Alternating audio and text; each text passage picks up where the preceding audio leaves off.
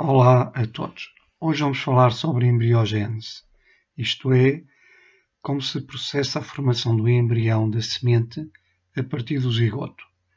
Iremos ver também o que são meristemas primários.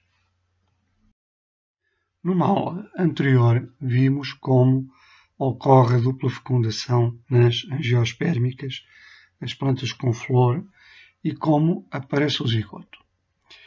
A embriogênese é a formação do embrião da semente a partir do zigoto.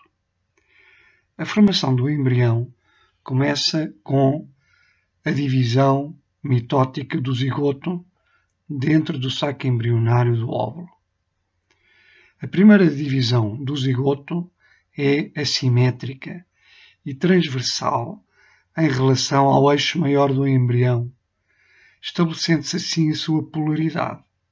Portanto, como vemos na figura, o zigoto sofreu a primeira divisão e resultam duas células. O polo superior é constituído por uma pequena célula apical e que irá dar origem à maior parte do embrião. O polo inferior consiste numa grande célula basal e vai produzir uma estrutura alongada, o suspensor, o qual ancora ou liga o embrião ao óvulo. A célula apical vai sofrer divisões mitóticas e, através de uma sequência ordenada de divisões, o embrião diferencia-se numa estrutura aproximadamente esférica que fica ligada ao suspensor. Portanto, nesta fase, o embrião adquire o estado globular. É nesta fase que se inicia a diferenciação de tecidos da planta. Vão-se diferenciar os três meristemas primários: a protoderme, o procâmbio e o meristema fundamental. A protoderme irá dar origem à futura epiderme. É formada através de divisões periclinais, isto é, paralelas à superfície, nas células mais externas. Divisões anticlinais, isto é, perpendiculares à superfície, dentro do embrião vão originar o procâmbio, que é o tecido precursor do xilema e do floema, o tecido vascular, e vão originar também o meristema fundamental. Este é constituído por células que circundam o procâmbio, e o meristema fundamental é o precursor do tecido fundamental. Portanto, protoderme, procâmbio e meristema fundamental são designados meristemas primários e irão dar origem aos tecidos primários do embrião.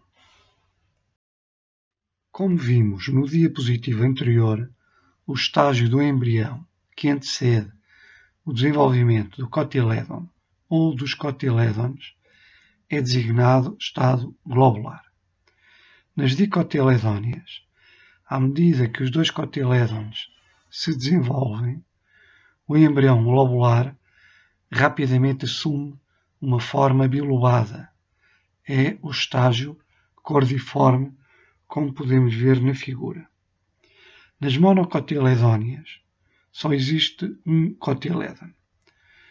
E com o desenvolvimento do único cotilédon, o embrião adquire uma forma cilíndrica.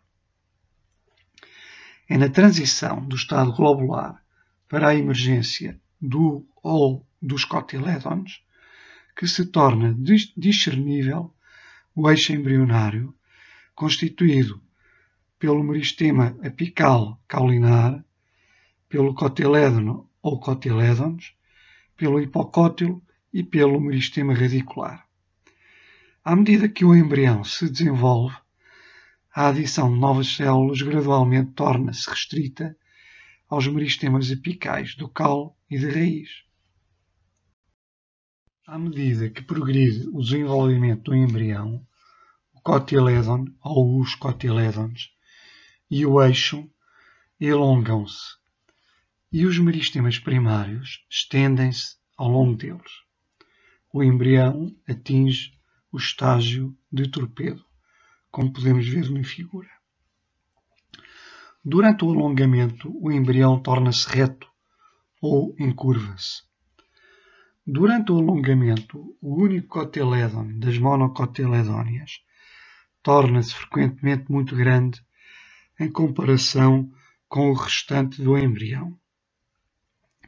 Com a contínua expansão do embrião, as células do suspensor são gradualmente esmagadas. Nas dicotiledóneas, o meristema apical do eixo caulinar surge entre os dois cotilédons. Na figura que temos neste diapositivo é o caso. Trata-se da semente de uma dicotiledónea.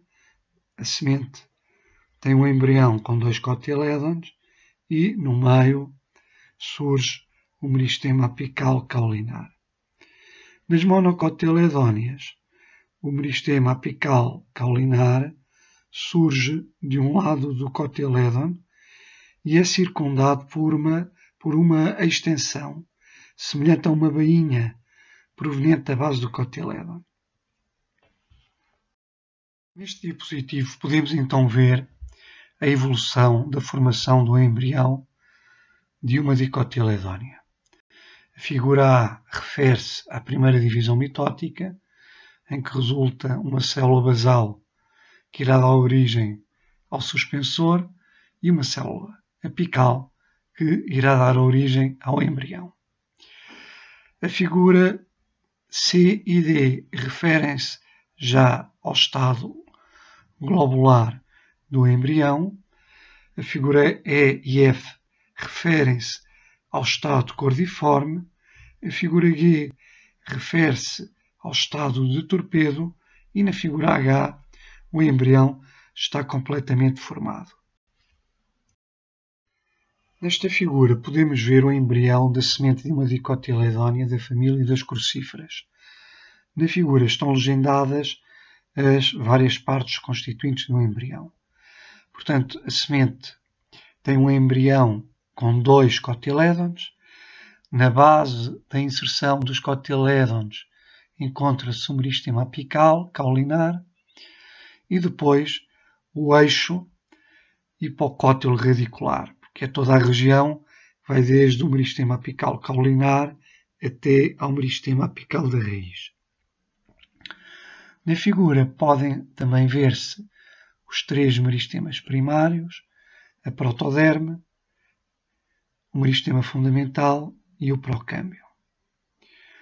Os dois meristemas apicais, isto é, o meristema apical caulinar e o meristema apical da raiz, são muito importantes. São eles a fonte das células que irão originar o crescimento e o desenvolvimento da planta. Portanto, os meristemas são células não diferenciadas que se podem dividir por mitose e dessa maneira assegurar o crescimento.